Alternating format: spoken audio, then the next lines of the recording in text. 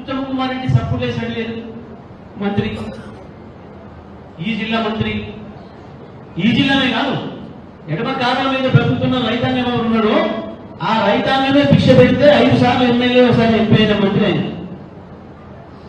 ఆయన కూడా సోయి లేదు.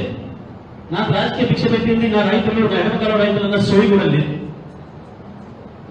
ఈరోజు నల్లగొండ ఉంటాడు, వీడికి తోగదలోనూ మొదలు తెలియదు, ఏం పడితే వాగుడే తప్ప కనీసం ఈ జిల్లాలో పోతున్నాయి నీళ్లు ఇప్పుడైనా మాట్లాడతలేడు. ఓ ఉత్తుదానికి ఎగిరెగిరి పడతాడు. భాస్కరరావు గారు చెప్పినట్టు నేను పవర్ ప్లాంట్ ఆపేస్తాను నేను రాగానే చెప్పిండు.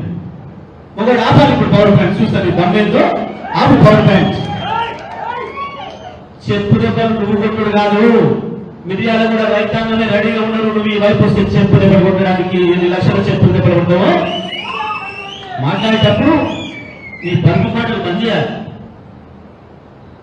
అధికార మంత్రులు తలకెక్కి తాగినంతో పాటు అధికార మంత్రి కూడా తలకెక్కింది. దాంతో వస్తుంది ఈ మాట.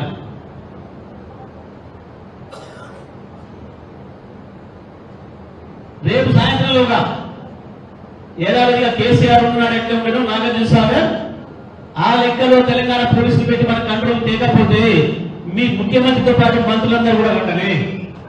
ముఖ్యమంత్రి మంత్రి ఉండమే రండా మీకు తమ్ముడు రేపు సాయంత్రం తీసుకెళ్ళండి. మళ్ళీ ఎప్పుడు తెలంగాణ చెప్పారు లేదంటే మొదలైతుంది యుద్ధం. ఒక కేసీఆర్ దిక్కు తెలంగాణకి ఎప్పుడైనా మళ్ళీ వస్తాడు, తప్పకుండా బయటకు వస్తాడు. నాగార్జున సాగర్ నీళ్ళ కొరకే వస్తాడు, కృష్ణా జలాల కొరకే వస్తాడు కేసీఆర్.